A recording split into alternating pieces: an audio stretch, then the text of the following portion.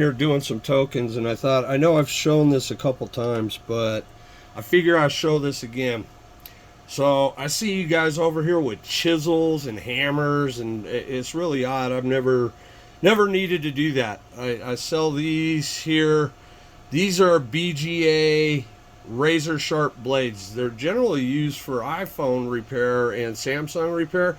You can actually, like, say on an iPhone, there's like these little memory chips that are on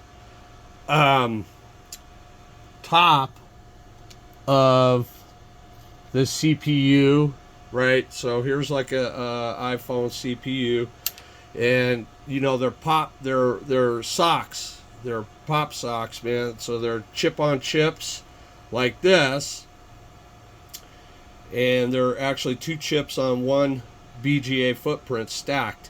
And what this was designed for is you can actually get under, like, without removing the CPU, you can literally just shave off the memory chip.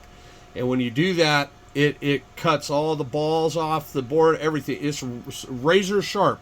It doesn't affect the pads or anything on, we're talking microelectronics. So over here, you know, I was like, I bet this would work real well. And so I tried this, and you know, it works pretty damn good.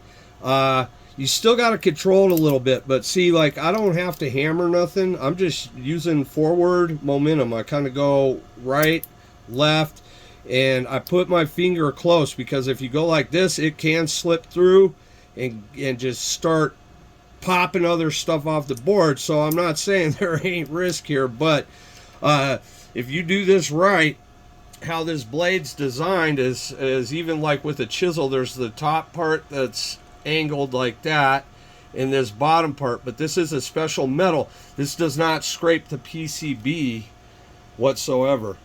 Okay, it's designed for that. I'm telling you, I've gone on an iPhone board.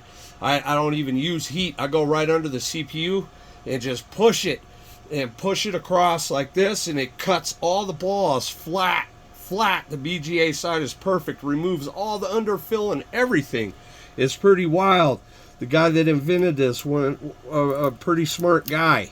I mean, I'm not saying there ain't some other blades out there that probably do the same type of thing.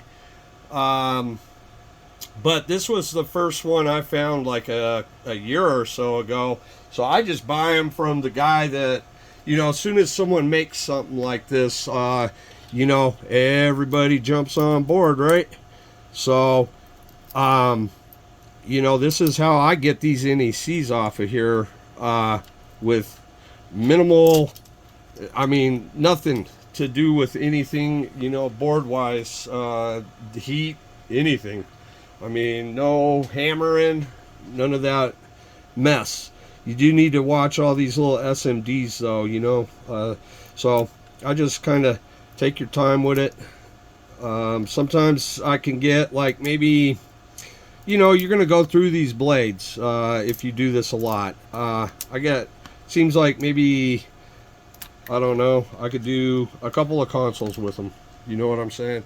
And when I start seeing problems, I could see, like, a corner of the blade is chipped off there. Maybe I see a scrape on the PCB. That's time to change the blade. And actually, it looks like it's time right now. I'm not getting as good a result as I usually get. And I stock these. I'll leave a link below to the eBay store where you could buy these. You'll need a handle, but any type of X-Acto knife handle, you know, something like that, should work. The handles I have are, you know, we do a lot of different stuff besides just these phones, but, you know, we got Quan Lees, mechanics, different types of things for prying and underfill removal, working with, you know, micro SMDs, things like that. So, I mean, they have the types of handles that you need all over the place, but like I said, you should be able to get it probably just in an X-Acto handle from like Hobby Lobby or something like that, I would imagine, if you don't want to invest in a nice dill. You know what I'm saying? So like I say, you kind of, I've deduced which way is the safest to come from. You know what I'm saying? Like, you got all these components right here. So, I mean, I would try to avoid coming this way. But when you come in over here, you need to be careful, because if you go too low, the back of the handle can actually start knocking these off. So sometimes it's safer to come this way on this one and this way on that one. It just depends. You know what I'm saying? So, and so I just go flat, in, push, up. And then if there's this shave in here, that ain't nothing. See, you just go like that. See, no hammer, no nothing. And I'm not pushing down on the board whatsoever or anything. I'm just going. You know what I'm saying? And I go about halfway, and then I kind of leverage up. And then come back and do the same thing over here. And when one's gone, be kind of careful about it. You know what I'm saying? Because it'll take off on you. You know? So I just always be careful with this, because this could create more work. I've slipped and taken that whole section out, and then guess what? You got to get a donor board.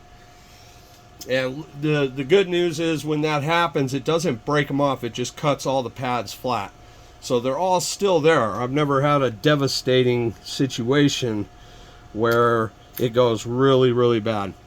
Okay, so that's how we do the NECs. I'll leave a link over on the eBay store.